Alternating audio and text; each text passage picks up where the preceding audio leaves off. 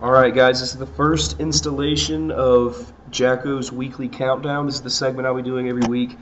Basically what I'm going to do is I'm going to go through the whole league, all 6 matchups, and I'm going to give you my opinion on who I think is going to win every matchup. I'm also going to give you a lock of the week. I'm going to give you an upset of the week, and I can't remember what the other one was. I maybe remember it in a little bit. But we'll start out this one with Nick versus Nathan and his new partner in crime, Neil. I'm going to give the edge right now to Nick, only slightly though, just because the Natty Lights need a running back to plug in, and they don't have one right now. They were really hit by buys this week. But the main thing depends on if A.J. Green plays well. I mean, we all know what Andrew Luck can do. Deshaun Jackson, he's a big game guy. But Nick has Jimmy Graham and Drew Brees, and he has the more solid lineup right now. He just needs a defense to plug in, and he should be all right. And so, you know, I'm picking Nick, but only slightly in that matchup. The next one we'll look at is Daniel versus Butch. And I'm picking Butch in this matchup. Daniel's pretty plagued by buys this week, but he does have all the pieces on his bench to plug in that he'll be fine to play a full roster without having to pick anyone up. But he needs to do it. He's missing Matthew Stafford this week, Joique Bell, and Martellus Bennett, all big players for him, and he's only projected to average 38 points right now, but he'll be fine when he puts those other guys in. Trent needs more touches. He's got to at least have some to give Daniel a chance. Butch doesn't have Cobb this week, but he still has Rivers and Arian Foster, and I think that's enough. I like the Mohamed Sanu plug-in. You know, Jeremy Hill, good player. He's missing Brandon Marshall also, but he hasn't shown up too much. I think Butch will be all right this week versus Daniel. Next matchup is Lee Gray versus Zabransky. I'm picking Lee Gray in this one, but it's only slightly. It really pains me to have to pick a winner here because both these teams are, you know, kind of they're not doing great. Although Lee Gray did come up with a big win last week. Lee Gray has a lot of pieces on his bench also that he could play. I don't know if I'd play Crabtree or not. It's going to be tough. I mean, McFadden, you can start him. He's playing Seattle. Doug Martin, he hasn't shown up all year, but he's playing Cleveland. So Crabtree versus St. Louis, you know, I don't know. You got to do what you think you can do. Robert Griffin III starting him is a big risk, and I would give Branscombe the edge, but Aaron Rodgers is not in this week. He still has Jamal Charles. I got my notes all filled out here, so we'll see what else I got read for these guys. Branscombe needs a QB. He tried to trade me for a QB this week, but I won't go into that. Branscombe needs a QB. He'll be all right, I think. But I'm choosing Lee Gray because he's coming off a big win this week, and Branscombe has been lackluster the whole last 4 weeks. Filch and Curley. Curley is expected to win this one, but I'm gonna give Curley the nod, but I'm gonna say it's closer than it appears. I think ESPN for once actually underestimated how many points some of the players are gonna get, especially on Mark's team. Not giving Chris Ivory much love. Marquez Colston, 5 points. It's gonna be tough. He's starting Flacco versus Curley, who's got a full roster this week, no buys. So he's got Kaepernick back, Miller, Forsett. You know, he's got Gronk, who went crazy last week. Hawkins is playing great. I think that his talent's going to be too much. But Mark has a bunch of subs that he has a few guys he could throw in there. Garcon and Decker, you know, they're good players. They could be good on any week. It's unfortunate though that Mark can't play Matt Ryan and his Julio Jones combo, which is his centerpiece with Marshawn Lynch. But that'll be a close one. And we're going to go on now to Stu versus Jamie.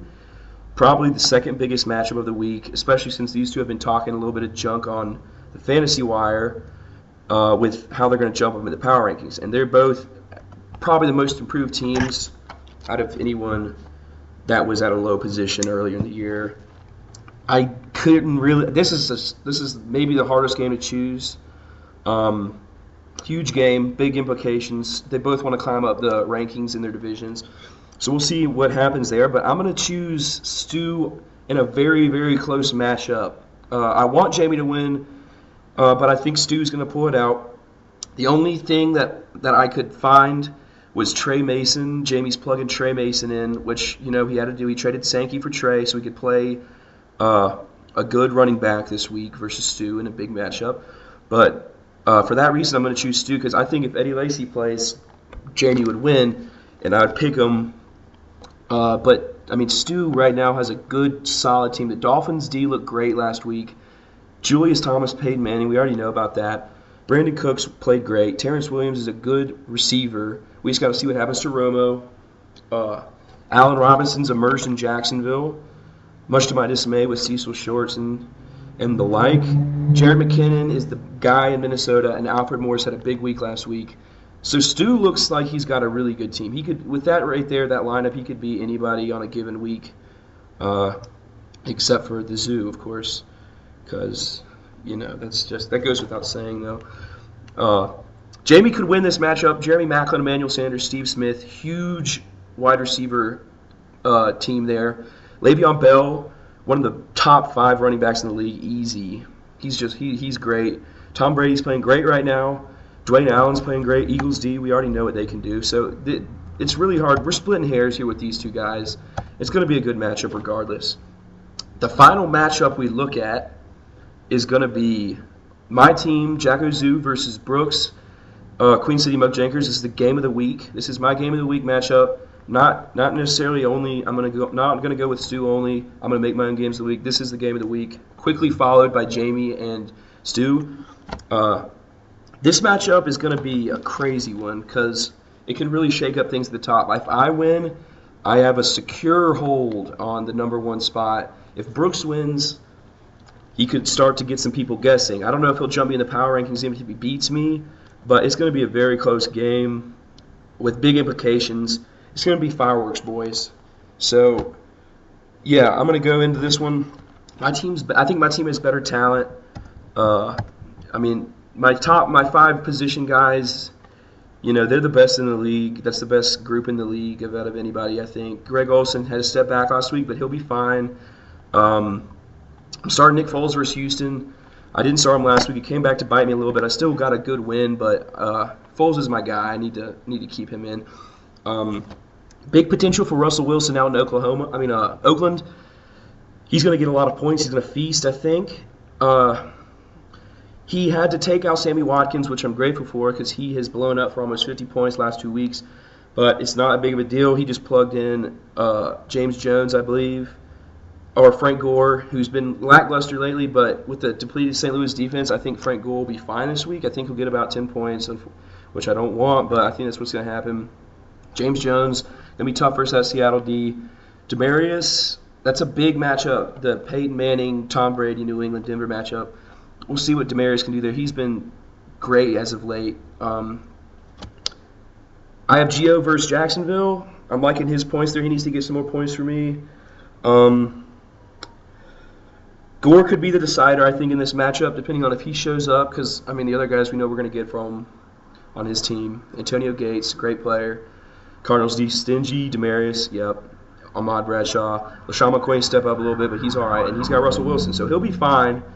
This is the game of the week with big implications, so that's what it is. That's my game of the week. My upset of the week, I don't think he's going to do it, but if I'm going to choose an upset of the week, I'm going to pick Phils to break his 5-game lose streak versus Curly. I think it's possible. I think that Mark's team, all that has to happen is Curly score a little bit more than projected, and Mark's team scores more than they projected, which I think can happen. I think they undervalued Mark's team. My lock of the week, that's the other one. That's going to be a tough one, but Ooh. I'm going to do Butch versus Dan. I think Butch has a really good lineup right now. He's got all the pieces.